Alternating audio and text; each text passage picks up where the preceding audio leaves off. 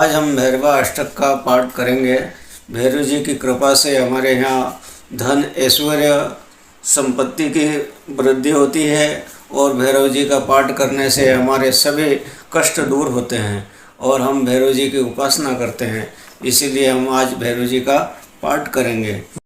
ओम ह्रीं भैरवो भूतनाथस्य भूतात्मा भूतभावना क्षेत्रज्ञ क्षेत्रपालस्य क्षेत्रया क्षत्रियोर्विराट् शमशानवासी मांसासी गर्भराशि स्मृन्तगत रक्तपापानपा सिद्धा सिद्धिदा सिद्धिसेविता कंकाल समना कला कष्टातनो कवीति नेत्रो वौ नेत्रस्य तथा पिंगललोचना शूलपाणे खड्गपाणे कंकाली धूम्रलोचनो अवीरो भैरवीनाथो भूतपो योगनीपति धनदो धनहारी च धनवान् पीति वासवान् नागारो नागपाशो व्योमकेश कपालभृत् काला कपालमाली च कमनीया कलानिधि नेत्रोज्वलन्नेत्रस्य त्रिशिकी च त्रिलोकपा त्रिनेत्रा तनयोडिम्बा शान्ता शान्ता जनप्रिया वटुको वटवेशस्य खड्वांग वरधारका भूताध्यक्षा पशुपति भिक्षुका परिचारिका धूतो दिगंबरो शूरो हरणा पाण्डुलोचना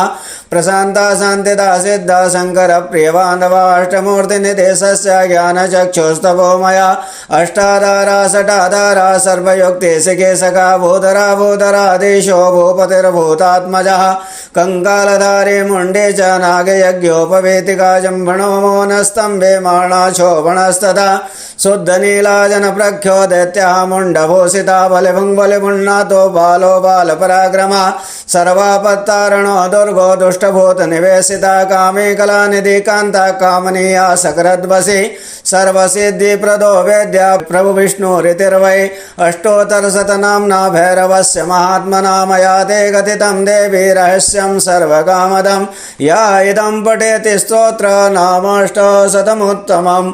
ओम जय भूतानामधिपतये विश्वासकवर्धिनाथे काकुंसहस्रयोजने वदन्वानि तन्मसि। ह्रीं भैरवाय नमः।